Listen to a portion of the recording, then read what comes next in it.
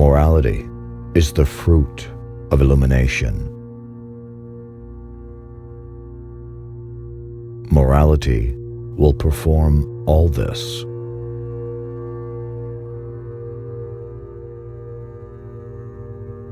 We must win the common people in every corner. This will be obtained chiefly by means of the schools and by open, hearty behavior, show, condescension, popularity, and toleration of their prejudices, which we shall at leisure root out and dispel.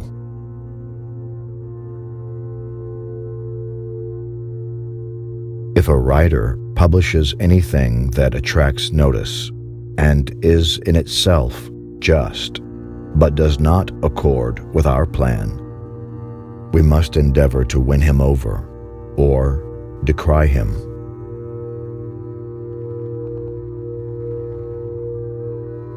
Nothing would be more profitable to us than a right history of mankind.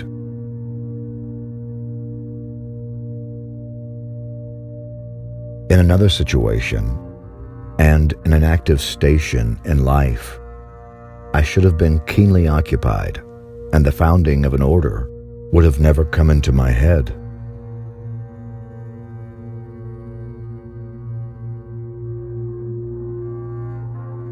For the order wishes to be secret and to work in silence, for thus it is better secured from the oppression of the ruling powers. And because this secrecy gives a greater zest to the whole.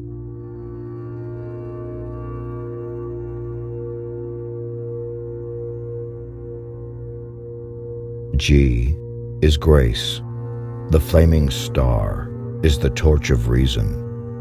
Those who possess this knowledge are indeed Illuminati.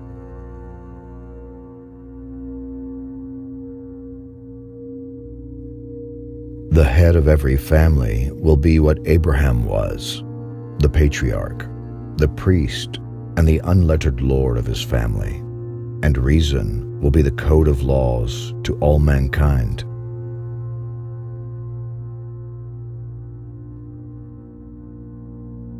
We see with what keenness and zeal the frivolous business of Freemasons is conducted, by persons knit together by the secrecy of their union.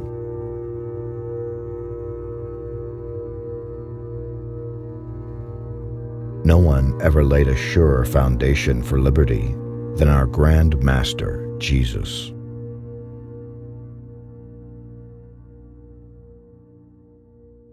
My general plan is good, though in the detail there may be faults.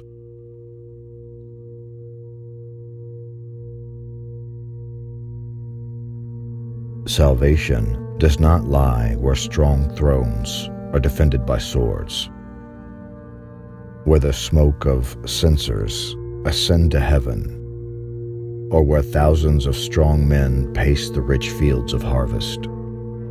The revolution which is about to break will be sterile if it's not complete.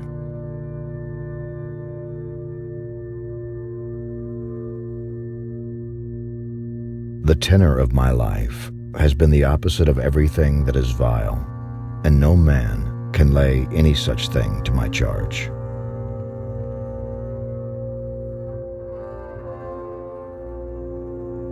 The hankering of the mind is irresistible.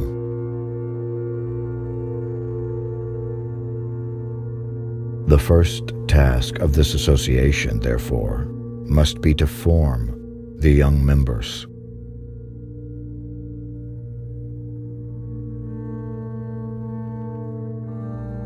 And of all illumination which human reason can give, none is comparable to the discovery of what we are, our nature, our obligations, what happinesses we are capable of, and what are the means of attaining it.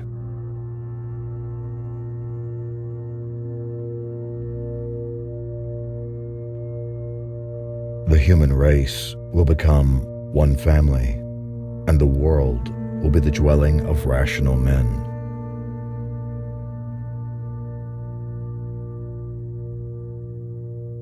Illuminate the opposition.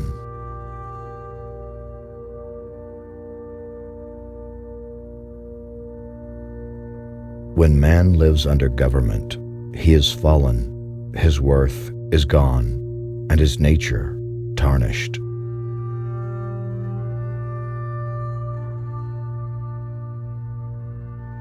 But alas, they are all sadly deficient, because they leave us under the domination of political and religious prejudices. And they are as inefficient as the sleepy dose of an ordinary sermon.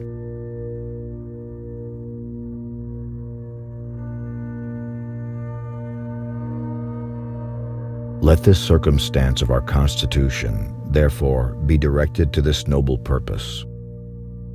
And then, all the objections urged against it by jealous tyranny and affrighted superstition will vanish.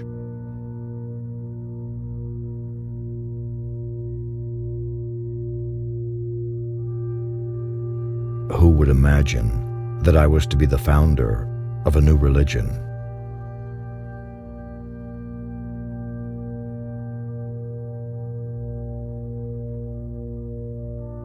By establishing reading societies and subscription libraries, and taking these under our direction, and supplying them through our labors, we may turn the public mind in which way we will.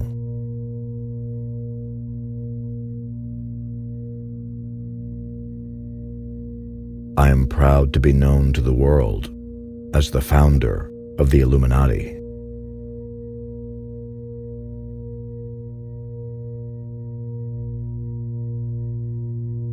It was the full conviction of this, and of what could be done, if every being were placed in the office for which they were fitted by nature, and a proper education, which first suggested to me the plan of illumination.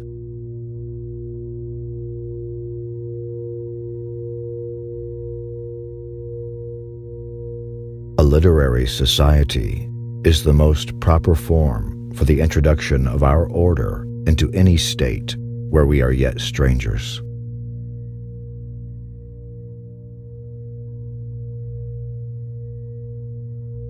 Of all the means I know to lead men, the most effectual is a concealed mystery.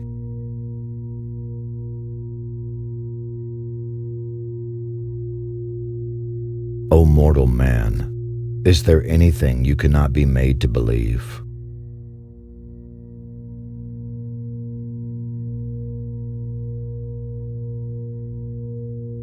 This worldwide conspiracy for the overthrow of civilization and for the reconstitution of society has been steadily growing.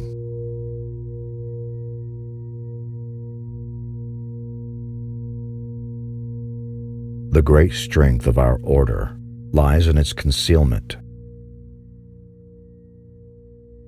But I would have achieved much greater things had not government always opposed my exertions and placed others in situations which would have suited my talents.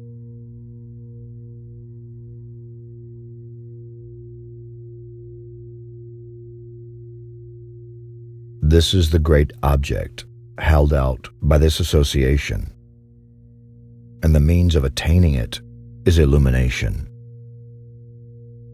Enlightening the understanding by the sun of reason, which will dispel the clouds of superstition and of prejudice.